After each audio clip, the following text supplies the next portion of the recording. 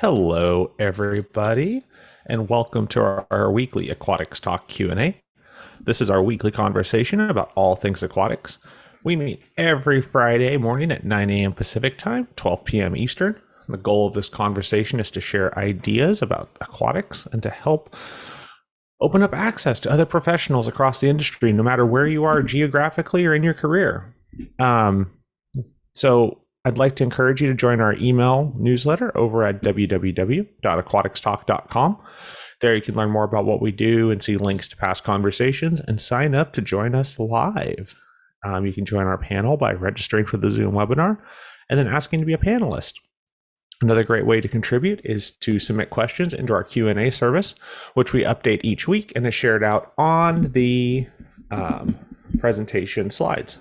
My microphone's here a little giving me issues. Today, a light panel, a couple people running a little bit late, so but the show must go on. So I'm going to go ahead and start off. Oh, I'm just getting one quick question here from a participant. Let me see if I can do this very quickly. Again, we're just having a little bit of a technical issue on our end, so I'm going to go ahead, copy.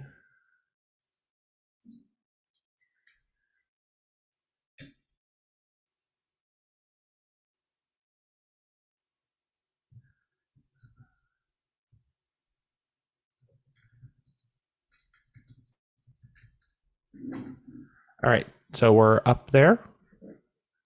There was a little bit of a miscommunication with the email that I sent out this week, so I'm going to go ahead and give that a second here. Again, the questions we pull from every week are coming in from your questions on the Aquatics Directors and Managers Facebook group, but we keep this question and answer platform up every week so people can chime in and share what they're finding. So again, if you want to participate in the conversation, the door is always open. With that, I'm going to go ahead and jump to my question here. My microphone is staying where it's supposed to. And so Ileana asked about indoor air temperatures. What is yours? She has a lap pool, a therapy pool, and a hot tub. And while the other participants are chiming in on this and getting into the panel, I'll just go ahead and start tackling this one. So generally, you want to be about 2 degrees above your water temperature to minimize evaporation. If you have multiple bodies of water in the same physical space that has the same HVAC system, at that point, what you're going to want to do is to, you're going to need to look at the surface area, right? Now, one of the things that I also keep in mind is you don't want your air temperatures ever above 85 degrees. Your staff are just going to be having a really hard time staying effective, staying alert while they're lifeguarding that.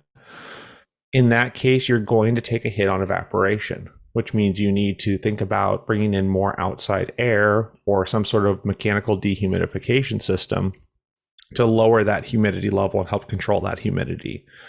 It's one of the downfalls. I wouldn't say downfall. It's just one of the harder things to manage as you heat up a body of water. Warmer bodies of water, more bather load, more evaporation. It's a lot more to deal with. So you just need to be aware of that when you're designing and implementing facilities. So one of the things I did this week was I rearranged my setup a little bit.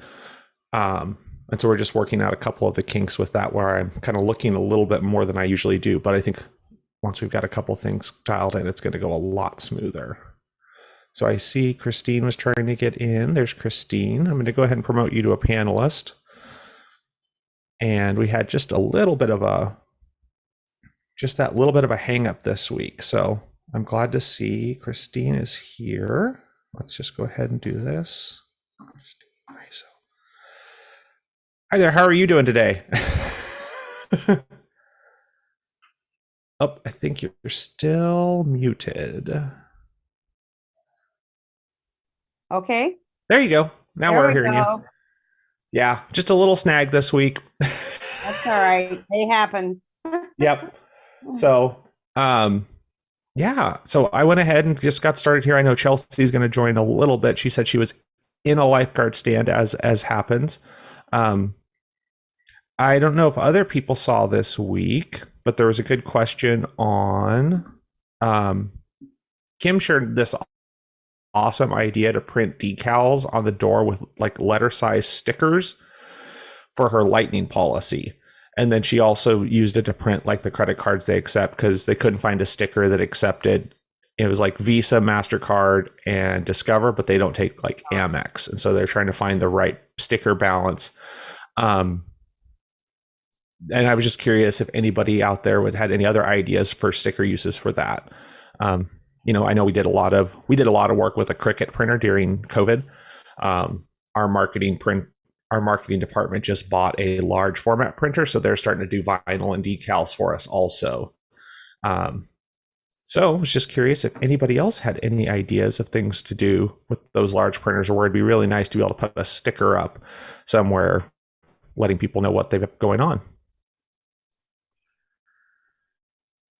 Oh, I was at a meeting yesterday, and one of the things that came up was the fact that sometimes you have people in a water exercise class come up late to class, and if it's a deep water class, then obviously they need to put on flotation equipment.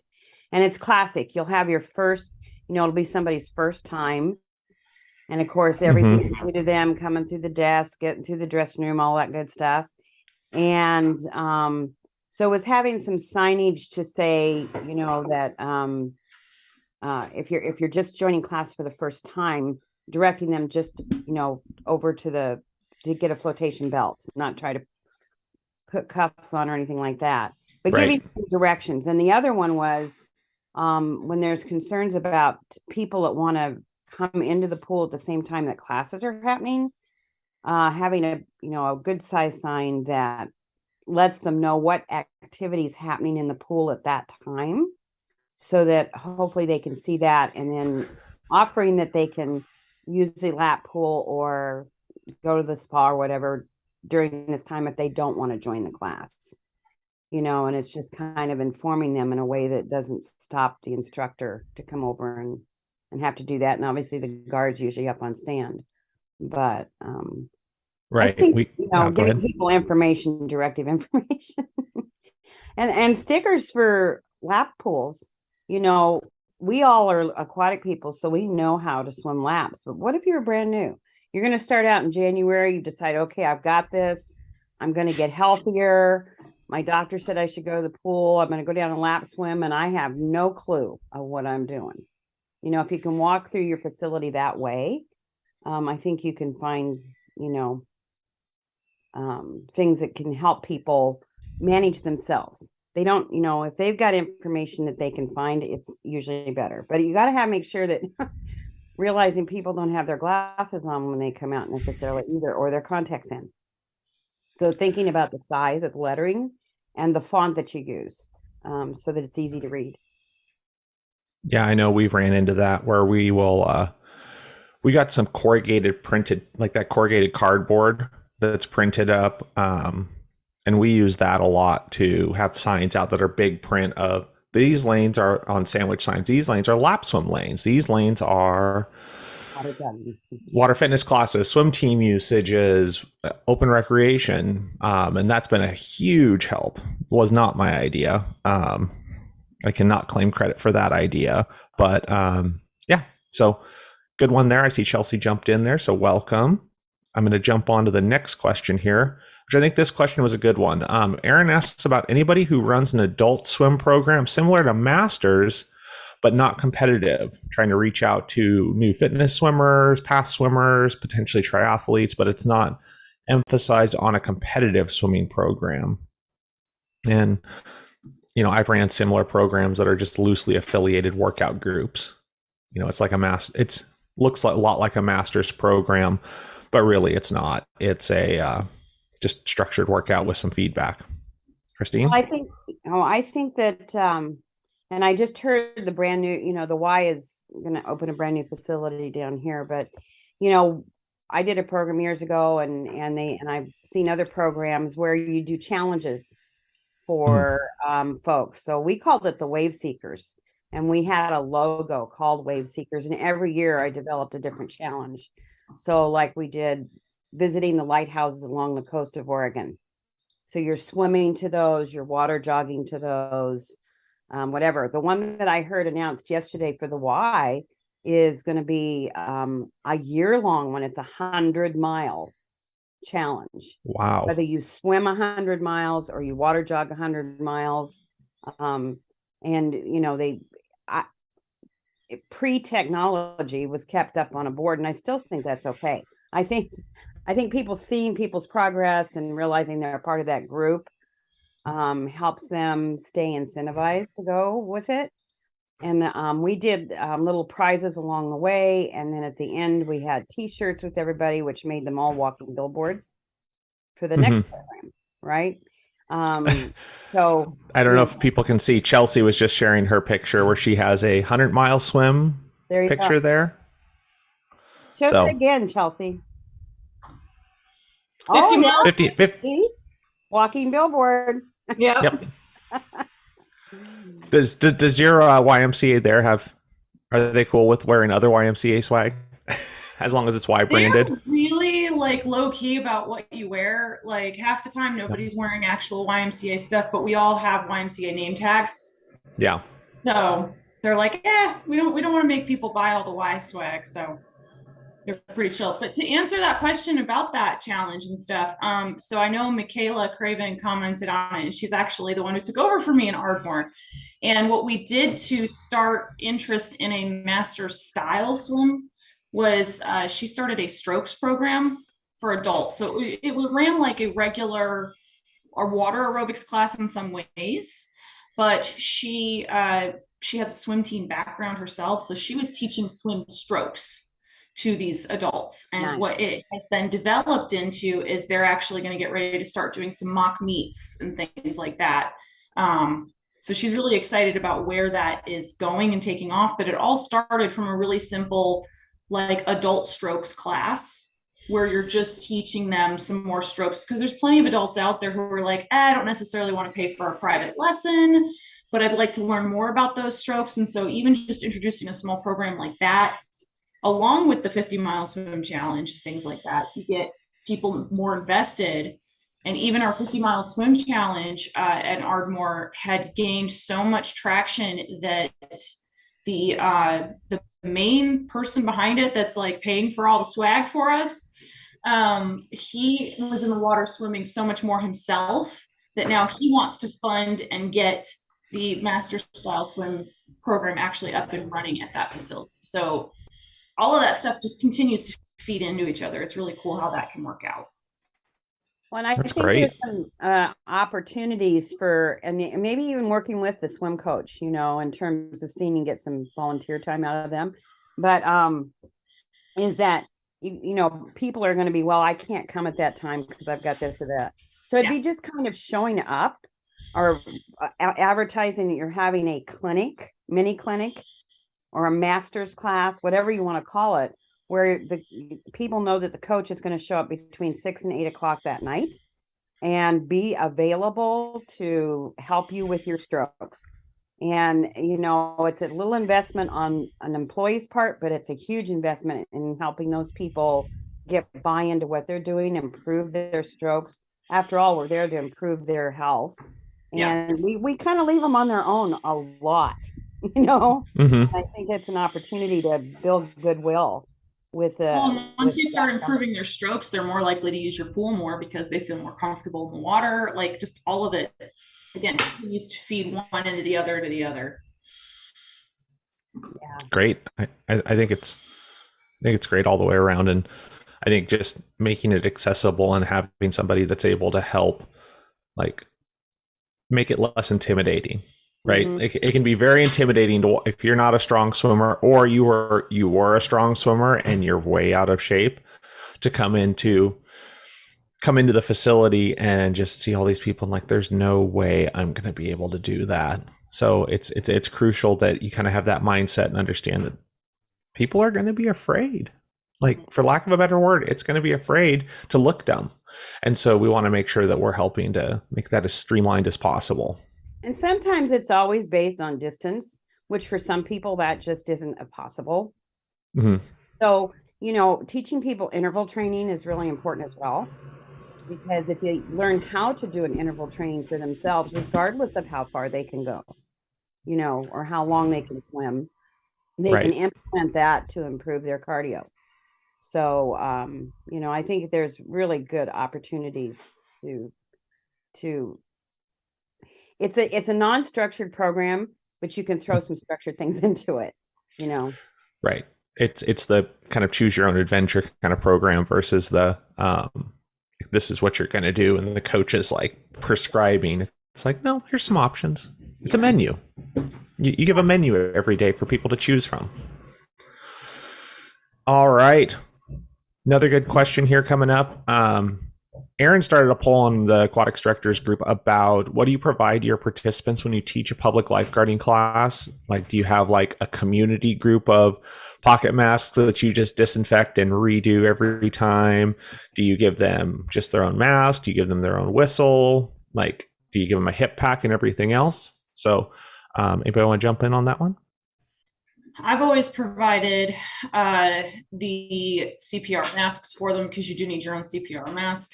And then I have said to them, I highly encourage you to purchase your own hip pack because everybody's got a preference on the style they like. I mean, I bought the nice neoprene Speedo one because that just sits nicer.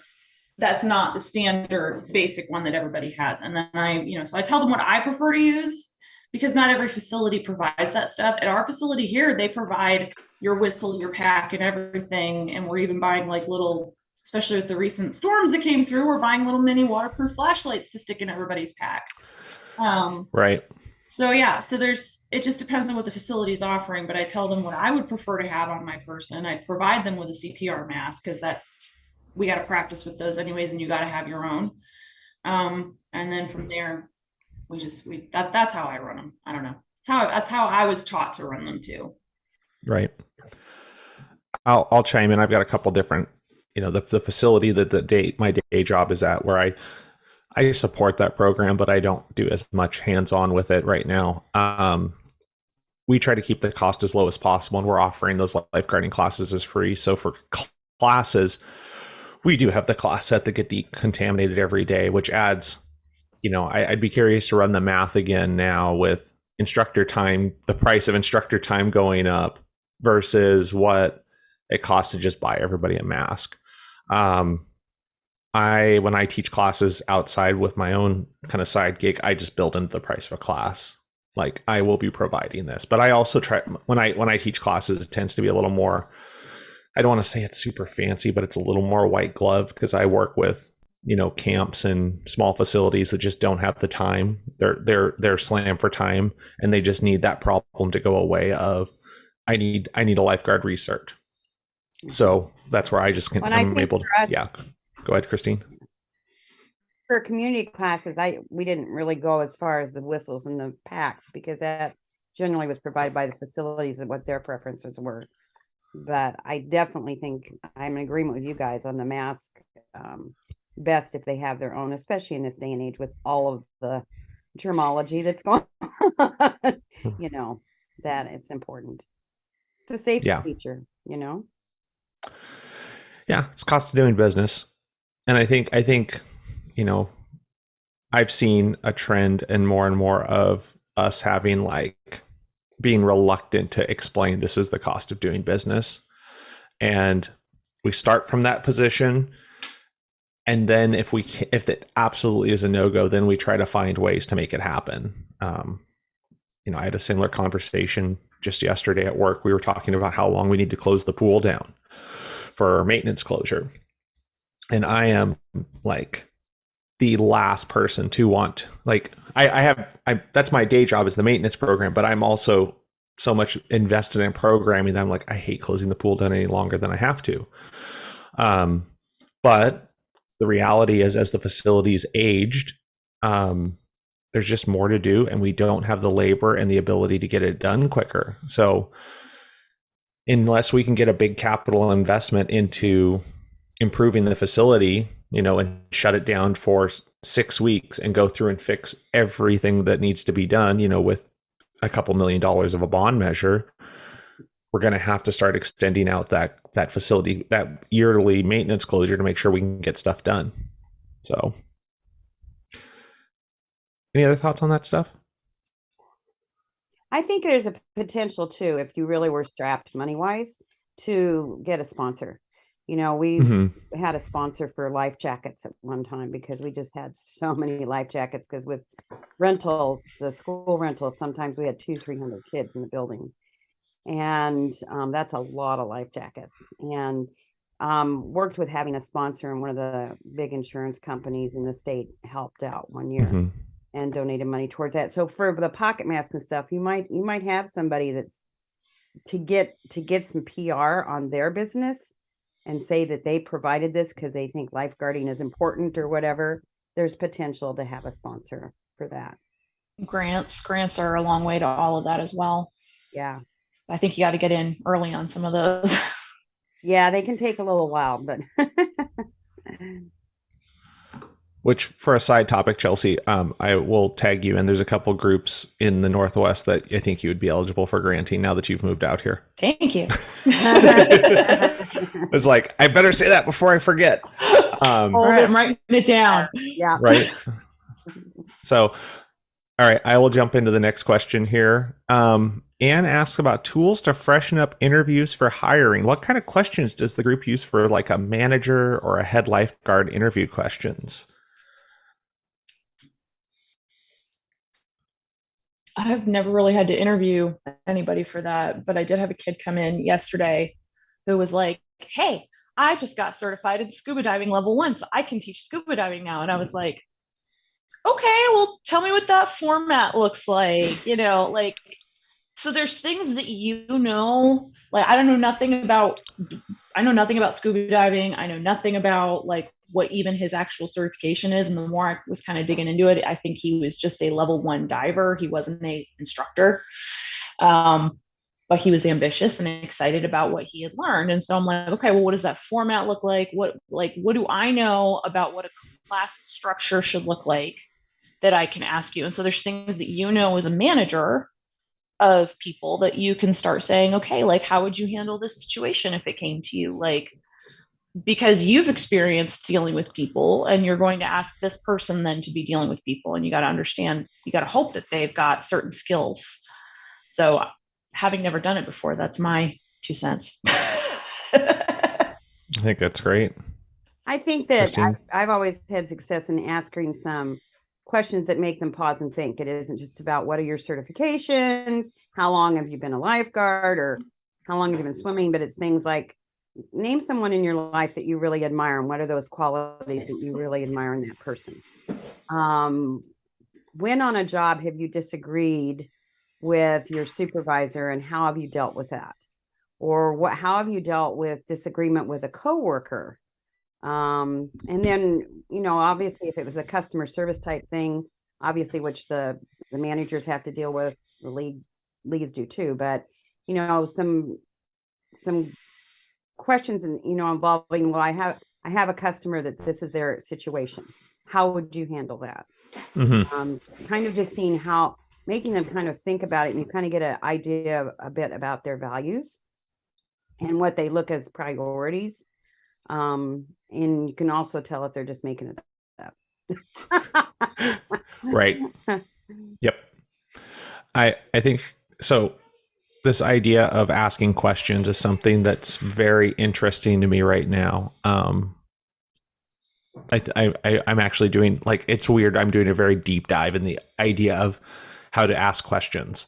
And I'm reading a book right now called The Art of Asking Questions. And it talks about how managers need to know the right questions to ask, and like, what is the structure of that? I think that carries over into interviewing, reiterating the things that Christine said. How do they respond in situations, and how are they going to do that? I think one of the ones that I've seen a lot, and it's all facility dependent, right? if you have a swim team that has a high sense of ownership of the building, sometimes to the detriment of conflicting public programs, how do you handle when the swim coach blows out into 8 lanes when they're only supposed to have 6 and you've got 5 lap swimmers that come in at the same time? How do you navigate that? How do you navigate, the water fitness participants? I think one that I always love for maintenance people, and I've gotten this as when I've interviewed for maintenance positions before, is, somebody comes and complains about mold in the women's locker room showers. How do you handle that? And usually for me, it's nice because I'm like, well, thank you for letting me know. I really appreciate it, because you need to validate that feedback. And, because I don't spend a ton of time in the women's locker room. So that, coming forward and letting me know, that's really helpful. But it's the idea of, just seeing how they think on their feet, I think is really important. I think talking about conflict and kind of backing into some of that, and how do they respond to conflict?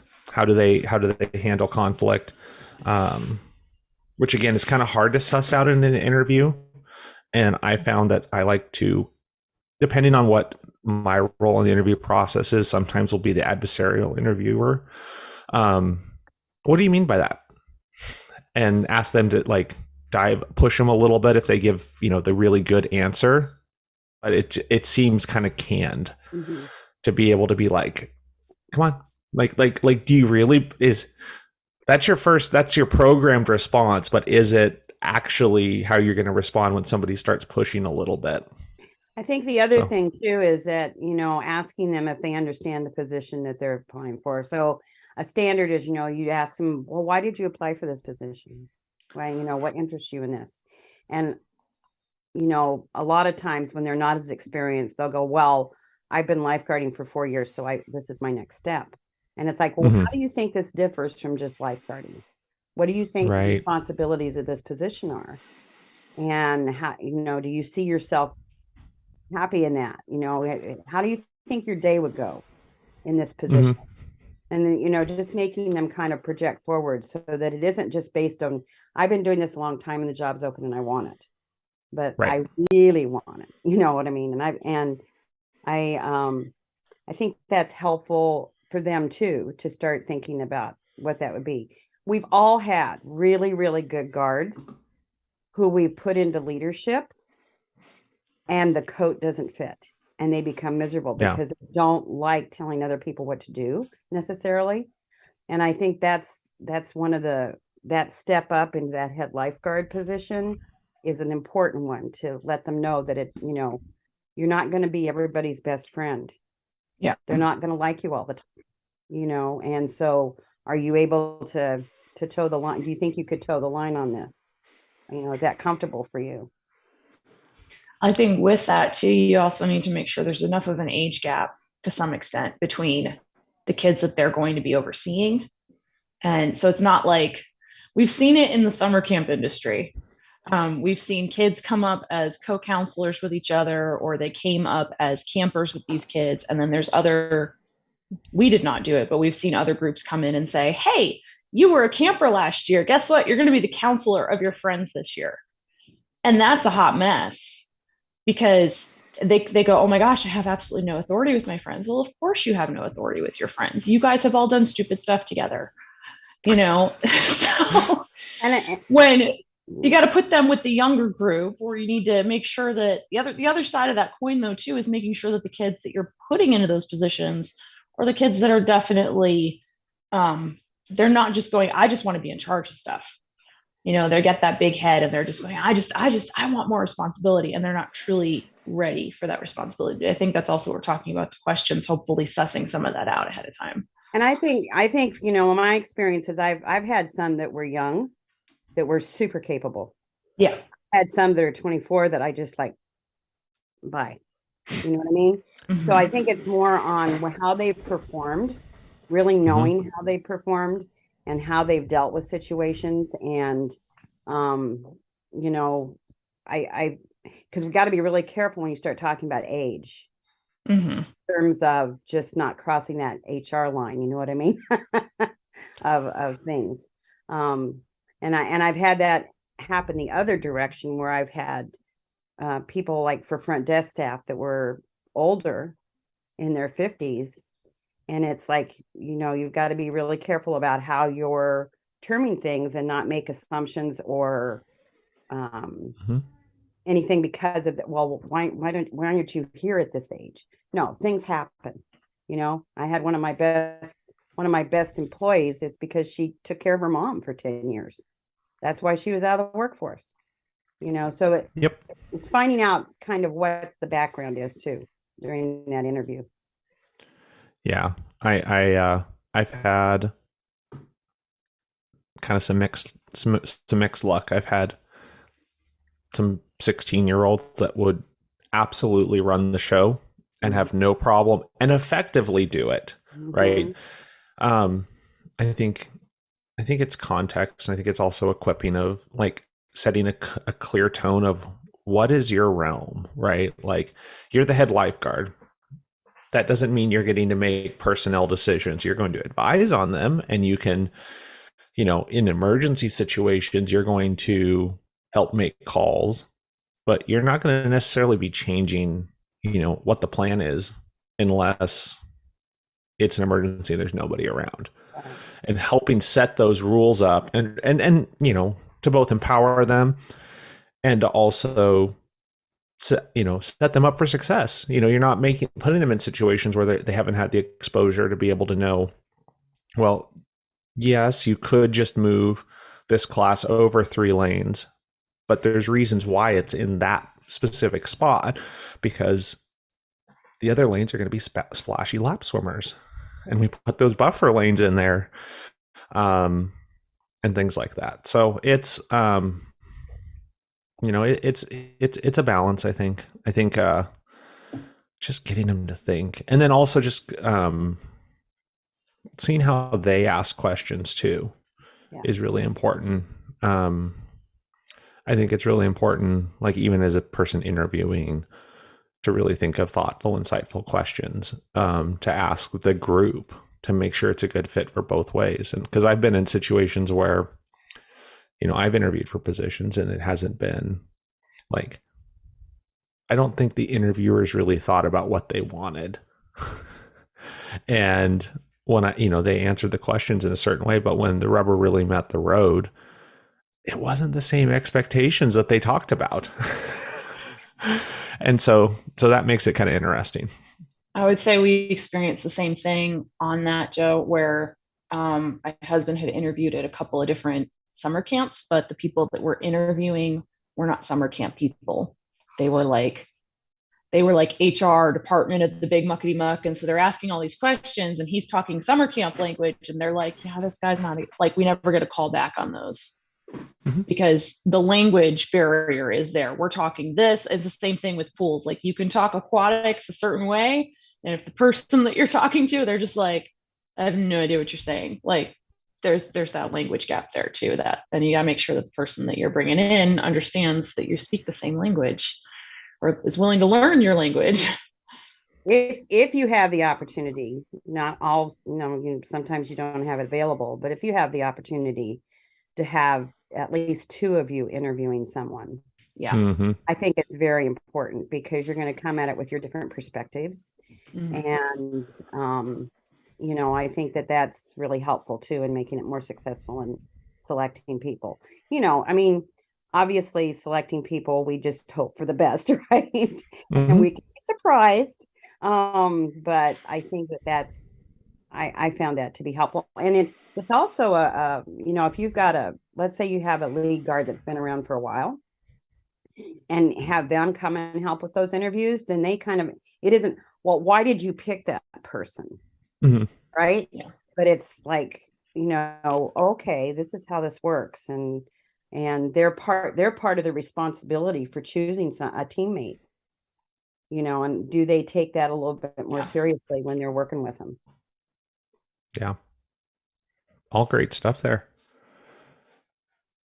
Jumping into a little bit of a technical question. Deanne asks ways to lower her humidity temporarily with her air unit out of commission. Does anybody have experience with managing that and managing operations when your facility is not fully functioning? Mm. We did it with a heater. The only heater we had was the men's dressing room was heating the entire pool at Oof. Tamarack. Yeah, that was fun.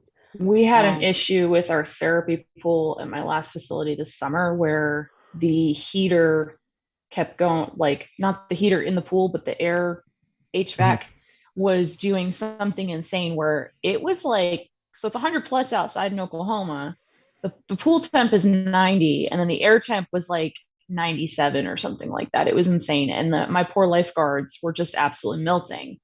And even though it's not kosher and you're not supposed to do it, and it probably made my maintenance man really mad, I kept opening doors and getting that cooler air moving through there because there was just no way until they got a repairman in there to manage that we were going to be able to keep that open. Now, the higher ups made the decision that we were just keeping that pool open regardless. I personally probably would have said it's just too hot in there, guys. I'm really sorry. Like until we get the HVAC system fixed, we can't let people in there. That's ridiculous. But they made that decision, and once that got fixed, the temperature was until sometimes you have to borrow from the other HVAC systems in your facility, so to Mhm. speak. well, and You know, you they're know, Joe, isn't it true that you want to have some movement across the pool to pull those chloramines up and off of the water? And I know that we just standard because of the wave pool was a big box, right? We Mhm. had a huge. It's actually called a big ass fan. Seriously, that's the Yeah. brand name of it. Yep. It's But fun. I know it's funny, but we had a fan that moved the air across the top of the wave pool and would shove it up to the HVAC. Hmm. Um, but I think that there's an opportunity there too, especially for your guards. Obviously you got to be safe with cords and all of that kind of stuff, but get some air movement. That helps at least a person that's sweating cool off. Um, Right. we So, actually have go ahead. here the little handheld fans that are on stands. They're actually like those cords right there. They're out to the other side of the pool where they can plug them in and recharge them. So they Mhm. can, because this pool is the therapy pool and it's the warmer of the two, obviously. And so they have the bendy legs, they can attach them to the side of the chair and blow the fan on them. So that's an easy one if you have a way to put that in and recharge those.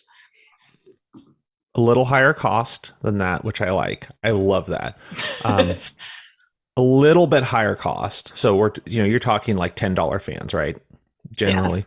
Um, we purchased a bunch of the our I don't want to get into the religion of power tool brands, but we have the DeWalt power tools for all of our stuff, and they make a job site fan that's a little battery that runs off the battery pack, so you don't have to run extension cords, and so you can plop it right down on the stand, Mm-hmm. and it actually moves quite a bit of air, and it doesn't have any issues with electrical cords or anything like that, and they move a lot of air, so that's been helpful. Making sure you have ice water available. But another thing that I really will dive in is check your local codes, because your codes may not allow you to operate if you don't have a functioning air system. um, if you're having issues with the higher ups on that, I would advise just pointing to regulation and pointing to code. I have been in situations where there was air systems that were not functional, and there was implications to that. In hindsight, I would, if I were in that type of situation, I would probably ask to be put on leave if they were operating the pool continuously. I would just it's I that's I and then maybe that's just because of my own background and everything else, but I'm at a point where it's not worth it to me to try to operate in a situation where you have potential, because you can get people sick, like Christine talked about. Those chloramines at the ground level, they cause respiratory damage if that pool is not adequately handling it. And the threshold for it is, what is that threshold? I'd have to look at the data, but in some pools they found that the exposure to high levels of chloramines is equivalent to smoking a pack of cigarettes a day. Well, it's why Yeah. you don't see those tube slides. Remember the places that opened up with all those tube slides? I don't know if you guys do. Yeah. was before your time maybe, but there were actual recreation buildings that had just slides. That's all they had. Yep. But the humidity and the air quality sucked because they weren't set up like a pool with a big HVAC system. Right. And that's why you don't see them now. Yep. The staff was getting sick. The people were getting sick. We had a pool here in the city of Eugene called Jefferson, and it had a big bubble on it. And the same thing happened there. It was a year-round pool, but it didn't have adequate HVAC, and the staff were sick continuously. And they finally just closed her down. So I agree, you really have to look at that safety factor and what you're doing to people overall. And it can be an education process. I would seriously say that probably administration doesn't even know what a chloramine is.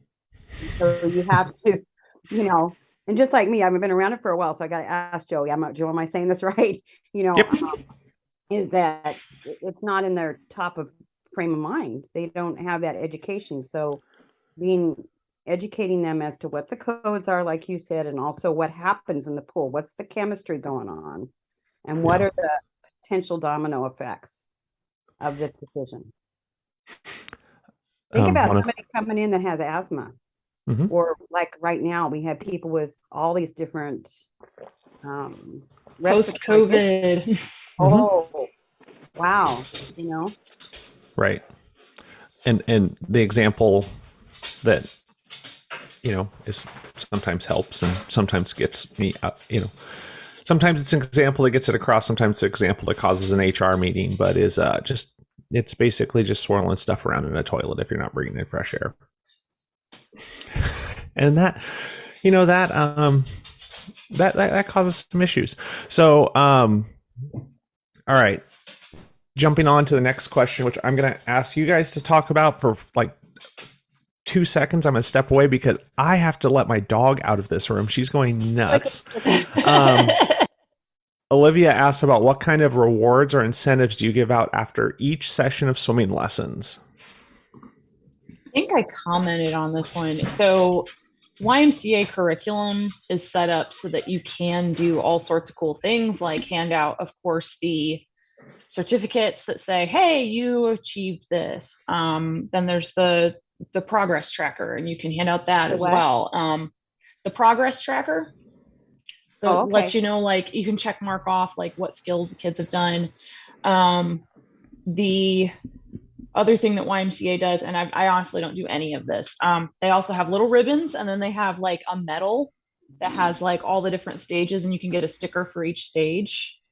And what I found in my past history of doing any sort of swim lessons is that those papers end up in the garbage on the floor. You're constantly picking them up. And so what I opted to do at my last facility, and what I'm hoping to do here, is we bought a treasure chest. You buy a box and you fill it with bubbles and slinkies and, quick, easy little toys. And that is like, hey, the last day of swim lessons, as soon as everybody gets out of the water, you say, hey, thanks so much for participating. And then that gives you an opportunity to maybe have a conversation with mom and dad, say, hey, they did great, but they're moving up to the next level, or hey, we're going to put them in the same level. And then the kid gets like a little reward, and they're more focused on that rather than I made it to the next level or I didn't. Like that. Yeah, that's how we've operated those. Great. That's a great idea. We had patches that I know that we purchased, and they could have that, but I don't know that they ever got sewn onto anything. Yeah. So, well, and believe it or not, I have here my husband's from the 80s. Wow. Yeah. July 27th. This was the Red Cross one that they handed out. Oh my gosh. It was this quick little, I love this. I got to make something like this. It has all the different skills, and you check marked off the skills. And this was great. I was like, this is fantastic. And it's so small. And then there was another one that he participated in when he was little that's like this. He got a little star and a card that was like, he has passed this level. And then this is a little tiny checklist of all the skills. And I'm like, why are we going to these giant papers that people don't want to take care of when these things are fantastic? So I have them with me because I'm like, I'm going to make my own mock version of that to hand out, hopefully. So a couple things. I like the treasure box, to let people just let the kids pick. We've done, we have at our facility, which is kind of fun. We have a 10 level system. It's our own internal program that has some common threads to both American Red Cross and Swim America and other water safety programs. But when kids pass all 10, when they pass level 10, they get their picture on the wall. Oh, very cool. So take a picture with their certificate that they passed. And, you know, there's people that were from my cohort of age in the hallway, and people are bringing their kids in and they're like, that's my uncle? Or can walk by and like they're looking at them and like, oh, that's a lifeguard that's on today, and things like that. So that's pretty cool. It's a little bit of work, you know, to keep up on the program, but it's not too bad. And then I think we've talked about before that we have the big gong when they pass their levels. It is a 4-foot diameter gong that rolls out on a cart, and so as the kids pick their little gift, and then they get to bang on the gong when they pass the levels. That's awesome. It's I so want fun. a gong. I'm gonna write it on my list. Yeah, I'll try to remember to send a picture and post it on the group Please the next. do. That sounds awesome. Or when we start lessons up, I'll try to grab a video of some of the kids hitting it. Like try to you know, make it to where it's okay to share and stuff. But it's and then we have a partnership with one of the local pizza places that'll periodically just give us a bunch of coupons for, you know, a free slice of pizza with, you know, another purchase or something like that, where the kids can go in and, you know, we do that in exchange for them getting they hang a banner up at our facility during that. So sounds like when Pizza Hut used to do Book It. Yeah. Yes. Yeah, I know. When I was in school age, our local bowling alley did something where if you got like a certain GPA, they'd give you a coupon to come in and bowl for whatever. So maybe that's something to look at as aquatics professionals, to give pool passes to your schools for honor roll kids. Well, my kids, when they were going to the orthodontist all this last couple of years, every visit they would get a certificate to go to the local ice cream place and get, you know, a 2-scoop cone. So we were like hoarding those and saving those up for like whenever we decided to go. But it was a nice little treat. It was like, hey, we have just messed with your teeth and they are hurting and they're really, really sore and we're really, really sorry. But hey, guess what? You get ice cream. Did you get to use those up before you left Oklahoma? We did. We Good. did. Good. Otherwise, it's Christmas presents to mail back to everyone, right? Yeah. Yeah. I still actually, from when we lived in Ohio, I still unfortunately have a you know how you go to a bookstore, used bookstore, and you turn in all your used books and you get like store credit. I still have like $50 in store credit to a used bookstore up there. I'm like, I'm never going to use it. And it's just on this little paper, but who knows if that store's even in business anymore. Right.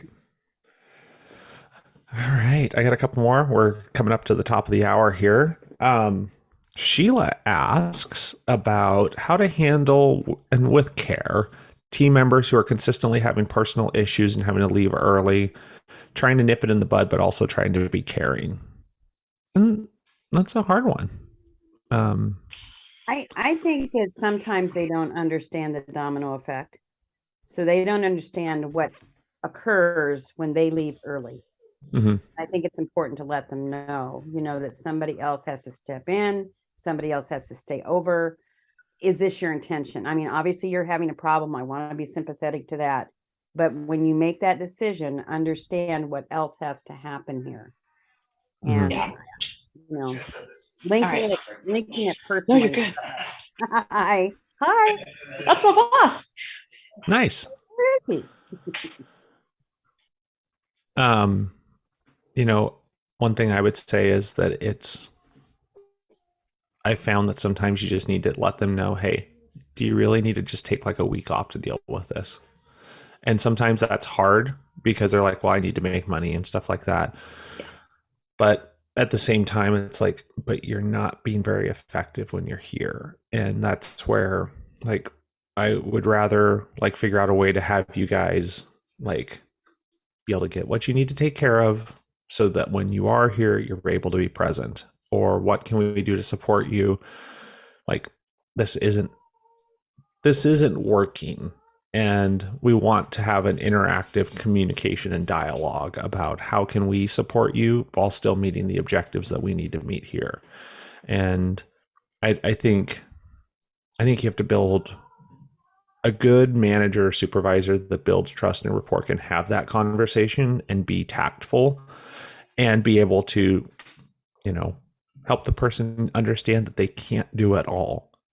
Life happens, and you have to sometimes take that break and get out and fix it and then readjust. You got to decide what level. Go ahead. Nope, go ahead. I was going to say employee assistance programs can be helpful. And I know that sometimes that's just full-time directed, but I worked with my HR for some part-time people to be able to get them into counseling that they would have never gotten into before. Right. And that, so that they could make some real progress. See, and I don't think I've ever dealt with anybody who's more like that. I've had a lifeguard that was super consistent, but she was always 15 minutes late. And so I'd have conversations with her all the time, like, hey, Deja, you're running late. Like, you realize Colton has to stay until you get here. Like, there's times that I was on deck because I let the lifeguard go who had already been there for forever. And she's like, oh, hey, sorry, I'm late again. It's always, I overslept. My dog needed to go out for a walk. Like, it's always something. And and the one time I remember, this is just some of that younger generation that they don't think some of this stuff through. Like I said to her, she was like, I overslept. I said, did you set an alarm? She goes, no, I don't have an alarm clock. I said, you can set one on your phone. And she's like, oh yeah. And I was like, okay, so why don't you set yourself multiple alarms, figure out how long it takes you to get up, like walking them through that process sometimes. This is what it takes to make this stuff happen, because unfortunately, some of these kids don't have parents that are walking through that stuff with them, or setting those examples for them. So things that you and I think are just consistent, normal. You show up to work 10 minutes early, you make sure, like today, I was the one who was 5 minutes late getting out and giving them the break. So I said to them, look, because I was 5 minutes late, I fully expect you guys to take that 5 extra minutes. That's not a normal thing. But because I'm here, that's my call. Yep. You guys take that 5 extra minutes. So we're making that happen. And so I don't want that to become the standard, that they're like, oh, the person who showed up late, everything's now adjusted. It's like, no, we still want you guys to be consistent. Unfortunately, that means that you're shorted, but because that was my fault today, I pulled that. But sometimes you got to walk them through that. What?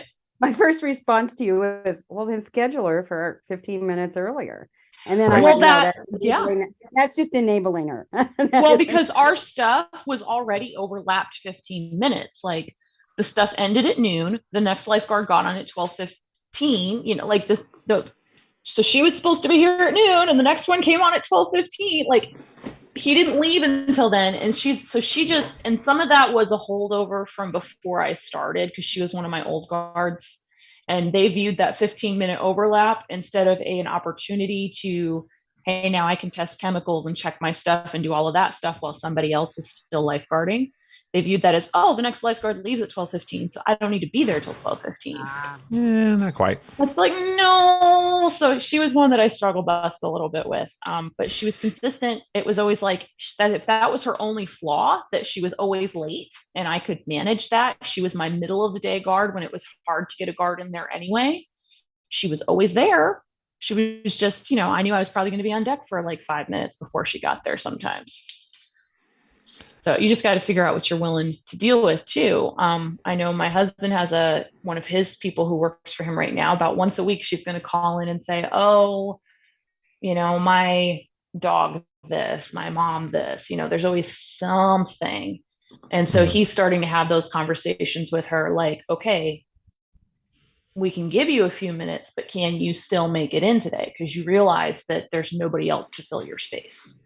Right. And I think because there was nobody there doing that, again, both of our positions, there was kind of nobody in those positions for a little bit. So there's a little bit of a gap where people didn't have anybody to back them up or hold them accountable. And so now you're kind of redoing some of that stuff. So it's holding people accountable to those things.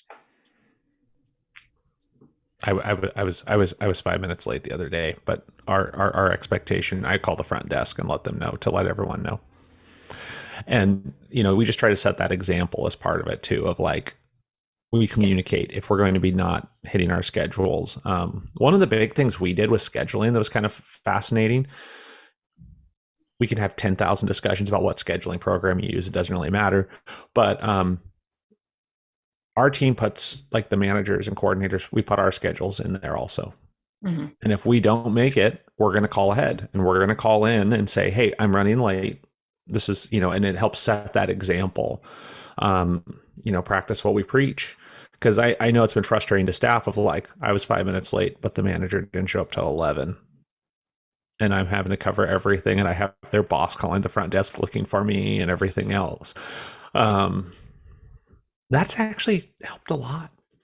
Like, even if like, and that's where you can have the conversation of like, if you set that up of, well, we did this and, like, you need to follow the procedure. And while you're following the procedure and now it's becoming a reoccurring problem. And I think there was another question that I don't think we're going to get to today about, does it get easier to let people go? I think that was a really good question. I think I'm going to kick forward into next week of like, if you're doing your job, you're setting expectations, you're consistently enforcing the expectations, and the expectations are reasonable, it does get easier. It's not fun. It does not, you give people as many opportunities as you can, but at the end of the day, people have to make their own choices, and that's their choices that they're making. So it's top of the hour. I appreciate y'all very much. I get to go play in the snow a little bit today, so I better go get off and go do that. Next week, I'm gonna hopefully get the email thing cleaned up. It's a switch over that I'm trying to figure out. And then again, I would encourage you, anyone that's listening to this or watching this, join in the panel. It's not scary. We just visit. And I look forward to this every week. I've been bummed I've been missing it. Yeah. Right. The ice storm on the beach.